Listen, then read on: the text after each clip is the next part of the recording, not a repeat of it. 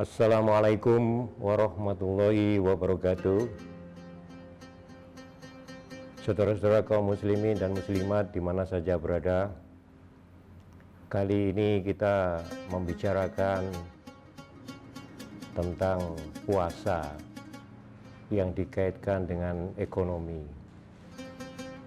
Di dalam ekonomi itu sebetulnya yang dibicarakan adalah bagaimana manusia itu memenuhi kebutuhan primer, kebutuhan sekunder, dan kebutuhan tersier. Kalau kita mengacu pada teori yang disampaikan oleh Abraham Maslow, saya kira kaum muslimin dan muslimat sudah mengenal dengan siapa itu Abraham Maslow, yaitu tentang orang tokoh sosiologi dan orang psikologi berkaitan dengan bagaimana memetakan hierarki kebutuhan manusia, mulai dari hierarki yang paling bawah sampai dengan hierarki yang paling atas. Hierarki yang paling bawah adalah kebutuhan fisiologis atau kebutuhan dasar, makan, minum, seks dan sebagainya. Kemudian naik menjadi kebutuhan keamanan, kebutuhan sosial, kebutuhan penghargaan, dan aktualisasi diri. Kalau kita melihat teori Maslow tersebut, seolah-olah untuk menuju ke aktualisasi diri cukup lama,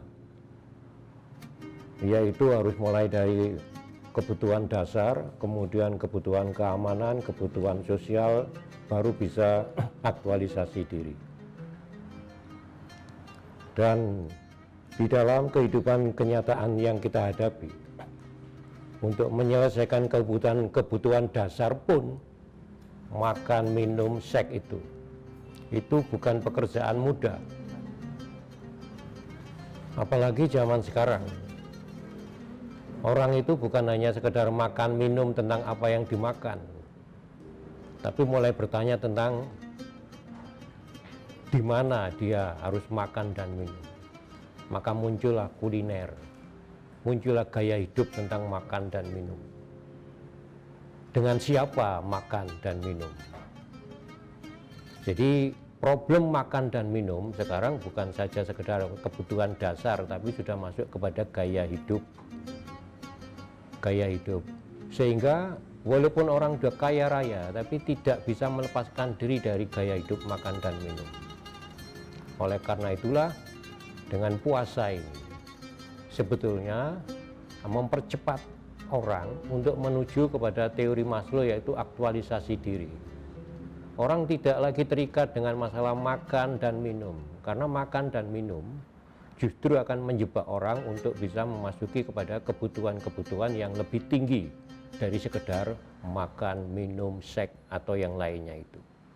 Puasa ini menjadikan manusia itu bisa melompat bukan pada kebutuhan makan dan minum, tapi bisa melompat kepada hierarki yang lebih tinggi, yaitu aktualisasi diri.